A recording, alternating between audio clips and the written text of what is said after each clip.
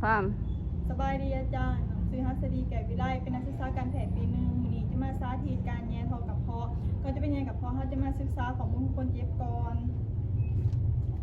คนเจ็บชื่อว่าแม่จันซีคำแพงอายุ35 ปีโดยหลังจากศึกษาของมูลคนเจ็บแล้วเขาจะเข้าไปทักทายคนเจ็บสบายดีแม่ซื้อแม่จันซีคำแพงโอเล่โดยสบายดีเพียงหนึ่งซื้อฮัสดีแก่วิไลเป็นนักศึกษาการแพทย์ปีหนึ่งนี่ดูจะมาแย่พอกับพอให้แม่เด้อวิธีการใส่จะมีดูจะเอาซ้ายแย่ขาข้างต่างแม่เด้อให้แม่มีการหอมมือน้ำถ้าคนเจ็บแล้วเขาจะมาล้างมือหาขั้นตอน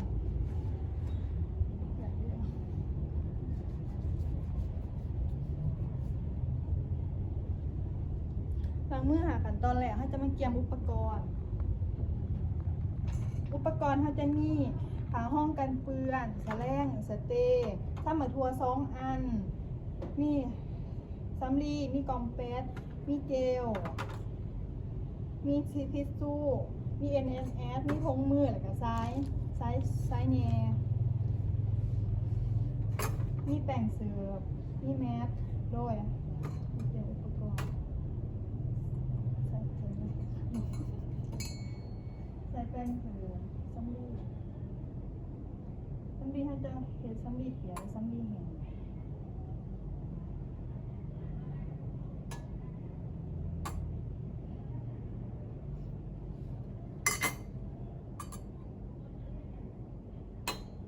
ต้องแป้งเนี่ยค่ะ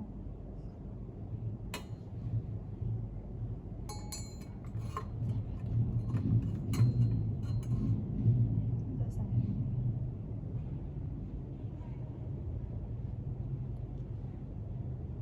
เขาจะจัดทางนอนไหนคนเจ็บนอนหรือว่านางใน45 องศาดอก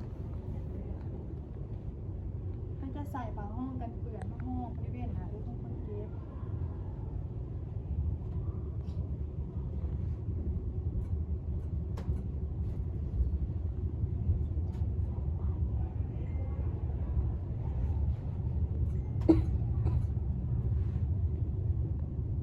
แล้วเขาจะมาใส่ถุงมือ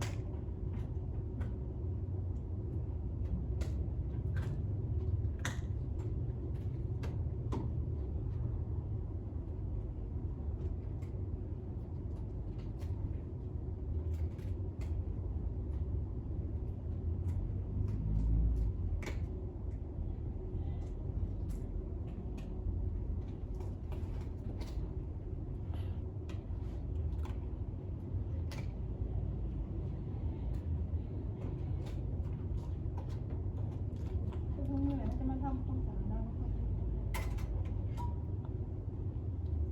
เขาจะใส่ซัมลีเขียวเช็ดบริเวณด่าง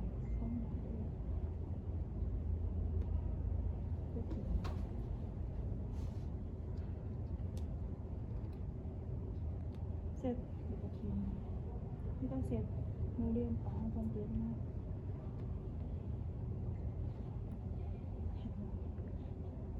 จะใส่แหวนสีทอง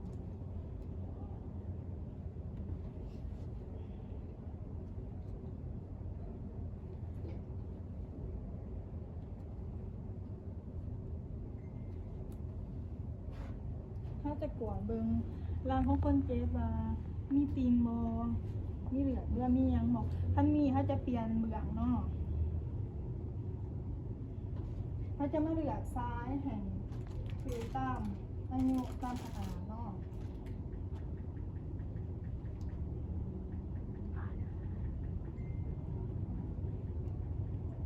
เขาจะแถกตำแหน่ง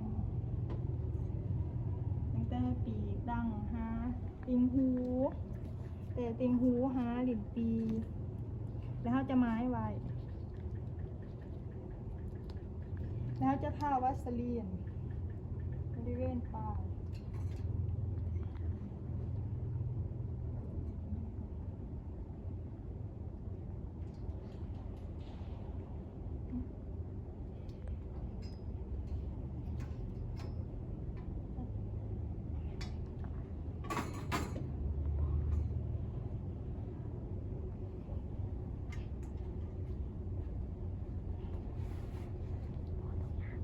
ให้คนเจ็บเขาจะหลอกอันนี้ไว้ก่อน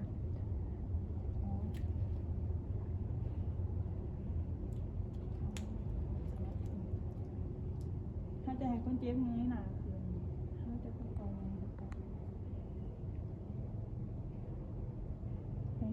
ๆถ้าคนเจ็บบกยืนหรือว่าอยู่บ่ลงต้องยุดก่อนรอถาตามสีคลายตัวจริงอยู่ในขณะเดียวกันคนเจ็บหายใจเขาลึกๆเมื่อใส่ถึงบริเวณข้อห้อยคนเจ็บมีอาการไอน้ำมูกหรือว่าน้ำลายไหลให้ ให้ยุดจนกลัวอาการจะดีขึ้นเมื่อปลายซ้ายผ่านถึงข้อห้อยให้กลมหัวลง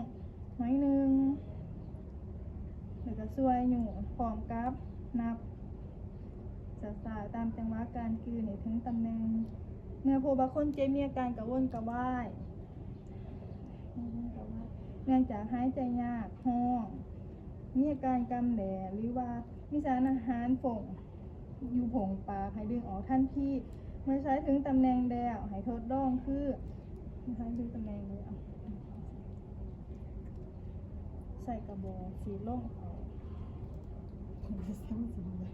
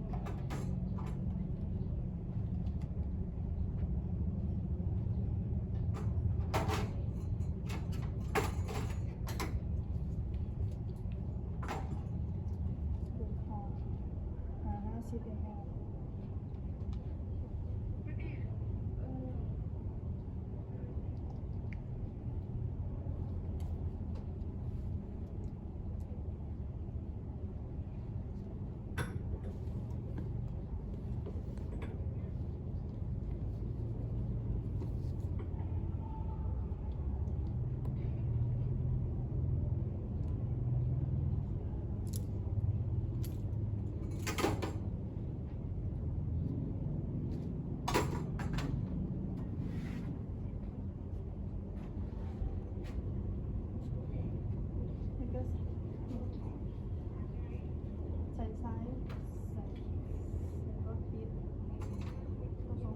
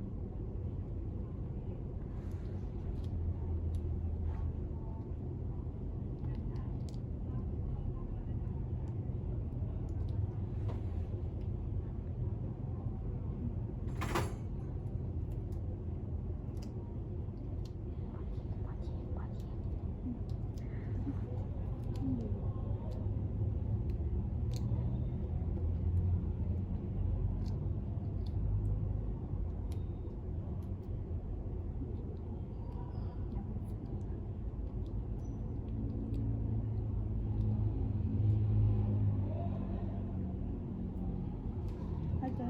เก็บเนี่ยทำความสะอาด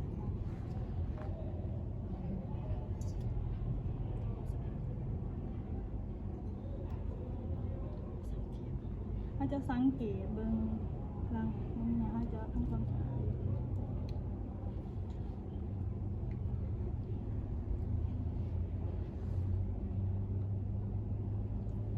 ที่ทำให้เจ็บ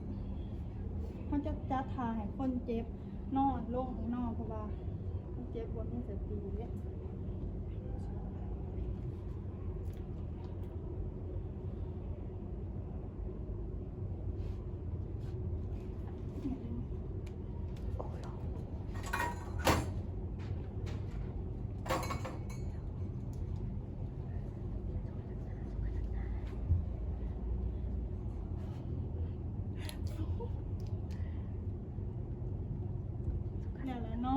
ไม่แต่ว่าโมให้ดึงซ้ายออกเองแหม่ด้วยลงแบบนี้เนาะลายมันสิลงเขาจะนำอุปกรณ์ไปล้างแล้วเขาจะเก็บเมียน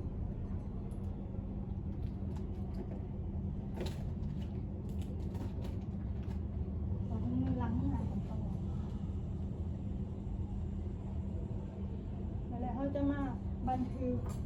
อาการของคนเจ็บลงในเอกสารสำหรับการแยกถอดกระเพาะห้องนอน